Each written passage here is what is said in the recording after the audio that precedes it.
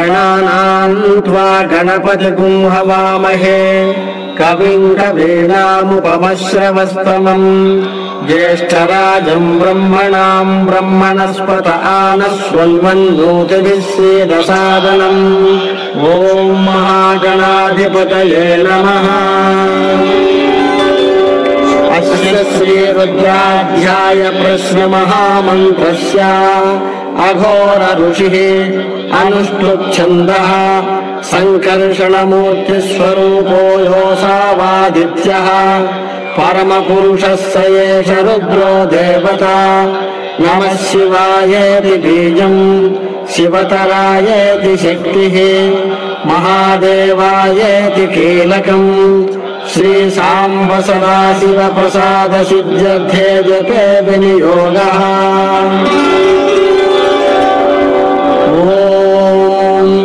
अग्निहोत्रात्मने अंगुष्ठाभ्यां नमः।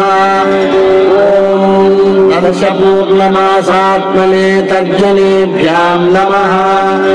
ॐ चातुर्मास्यात्मने मध्यमाभ्यां नमः। ॐ निरूढपशुबन्धात्मने अनामिकाभ्यां नमः। ॐ ज्योतिष्ठोमात्मने कनिष्ठिकाभ्यां नमः। ॐ सर्वकृत्वात्मने करतलकरपृष्ठाभ्यां नमः। ॐ अग्निहोत्रात्मने हृदयाय नमः।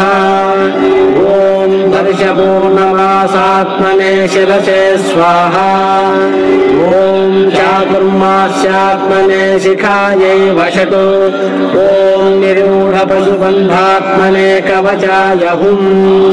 ॐ ज्योतिष्ठोमात्मने नेत्रत्रयाय वौषट्। ॐ सर्वकृत्वात्मने अस्त्राय भट्। ॐ भूर्भुवस्सुवरोमिति दिग्बन्धः। ध्यानम् आपातालनभस्थलान्तभुवन ब्रह्माण्डमाविस्फुरत् ज्योतिस्फाटिकलिङ्गमौलिविलसत्पूर्णेन्दुवान्तामृतैः अस्तोकाप्लुतमेकमीशमनिशं रुद्रानुवाकां जपेत्। ध्यायेदीक्षितसिद्धये ध्रुवपदं विप्रोभिषिञ्चेच्छिवम्।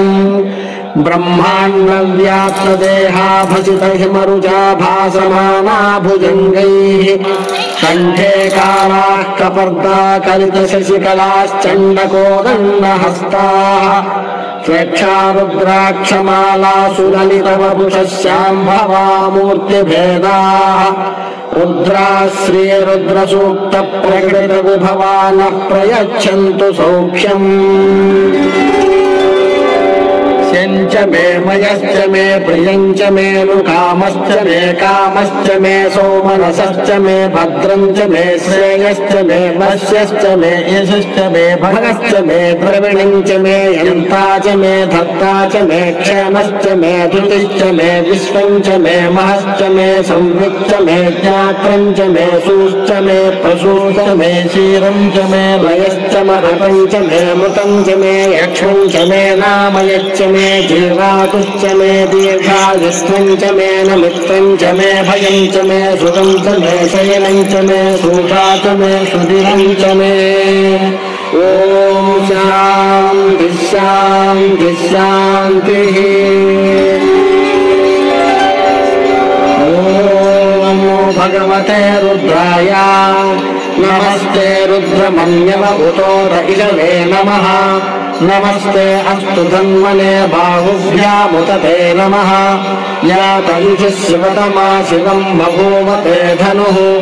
शिवा शरव्या या तवतया नो रुद्रमृडया। या ते रुद्रशिवा तनूरघोरा पापकाशिनी। तया नस्तनुभाषन्तमया गिरिशन्तापि चाकशीः। यानिशुञ्जिरिशन्दहस्ते बिभर्षस्तवे। शिवाङ्गिरित्रतां कुरु माहि पुंसेः पुरुषं जगत्। शिवेन वचसा त्वा गिरिशाख्या वदामसि। यथा नः सर्वमिज्जगत यक्ष्मपुं सुमना असत्। अभ्यवोचमधिभक्ताः प्रथमो दैव्यो ऋषत्। अहीगुश्च सर्वाण्यं भयं सर्वाश्च याबुधान्यः असौ यस्ताम्रो अरुण उत बभ्रुस्व मङ्गलः ये चेमागुं रुद्रा अभितो भिक्षुस्थिताः सहस्रशो वैशागुं हेदयीमहे असौ यो वसर्पतिनीलग्रीवो विलोहितः उतैनं गोपा अदृशन्नदृशन्नुदहार्यः उतैनं विश्वाभूतानि स दृष्टो मृडयातिनः नमो अस्तु नीलग्रीवाय सहस्राक्षाय मेधुषे अथो ये अस्य सत्त्वानो तेभ्यो करन् नमः प्रमुञ्जधन्वनस्त्वमुभयोरात्रियोर्ज्याम् याश्च ते हस्त इषवः पराता भगवो वपा अवतत्य धनुस्त्वगुं सहस्राक्षसिते शुधे निषेव्य शल्यानां मुखा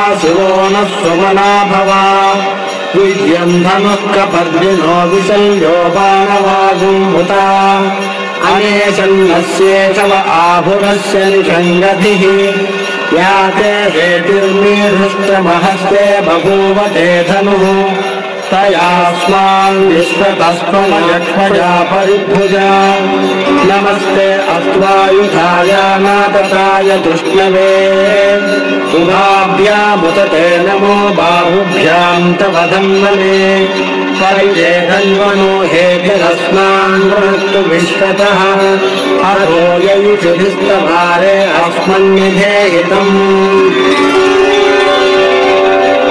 नमस्ते अस्तु भगवन् विश्वेश्वराय महादेवाय त्रयम्बकाय त्रिपुरान्धकाय त्रिकाग्निकालाय कालाग्निरुद्राय नीलकण्ठाय मृत्युञ्जयाय सर्वेश्वराय सदाशिवाय श्रीमन्महादेवाय नमः